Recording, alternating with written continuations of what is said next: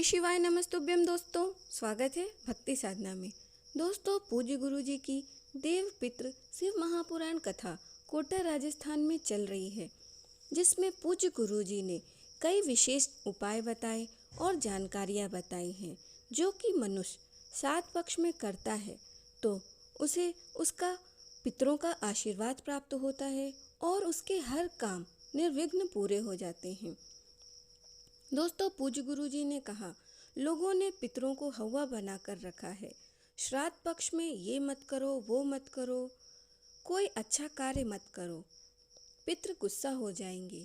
बल्कि ऐसा नहीं है, अगर आप कोई अच्छा कार्य करते हैं तो पितृ भी आपकी खुशी को देखकर प्रसन्न होते हैं।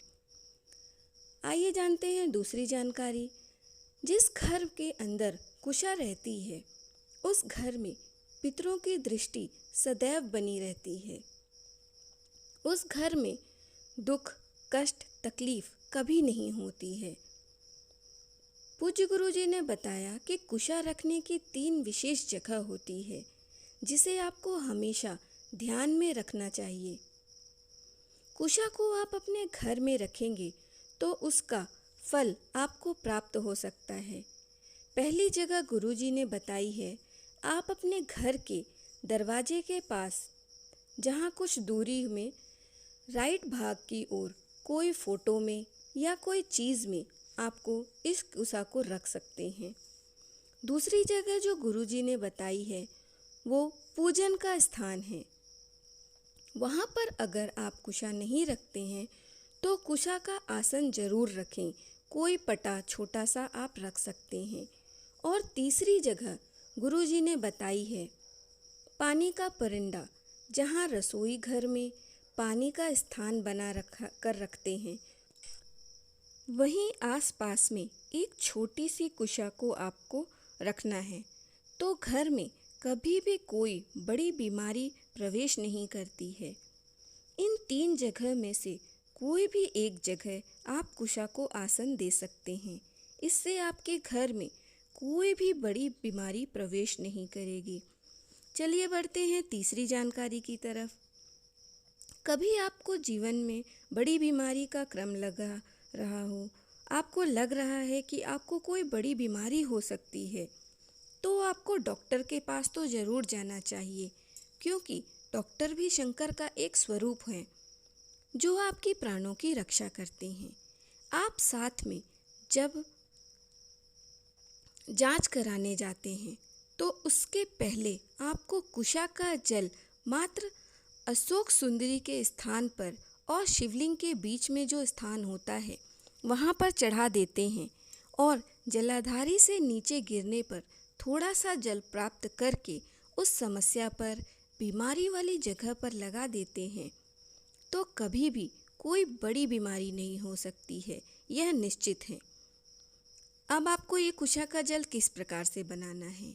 आपको एक तांबे का कलश ले लेना है, उसमें जल भर लें, उसमें कुशा को डाल दें, कुछ देर कुशा को डाले रहने दें।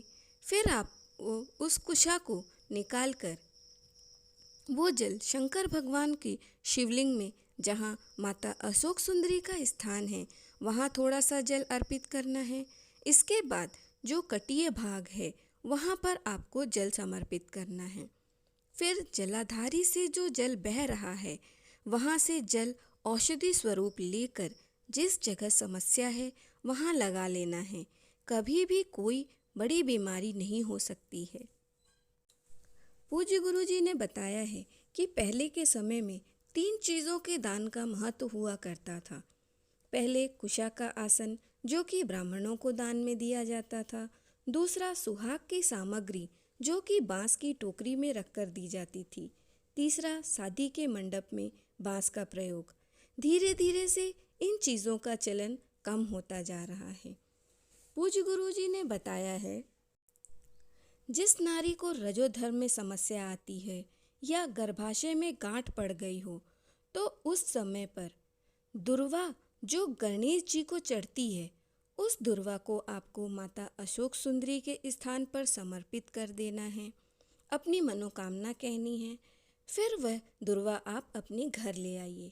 फिर अगली सुबह आपको पीवरी का नाम स्मरण करते हुए उस दुर्वा को खा लेना है। आपकी जो भी समस्या है वह पीवरी का नाम स्मरण करते हुए अगर आप दुर्वा खा लेते हैं तो वह दूर हो जाएगी। ये कुछ जानकारियाँ और उपाय पूज्य गुरुजी ने अपनी कथा में कहे हैं। आशा करती हूँ मेरे द्वारा बताई गई जानकारी आपके लिए उपयोगी हो। वीडियो को लाइक करें, चैनल को सब्सक्राइब करें, कमेंट में हर हर महादेव लिखें।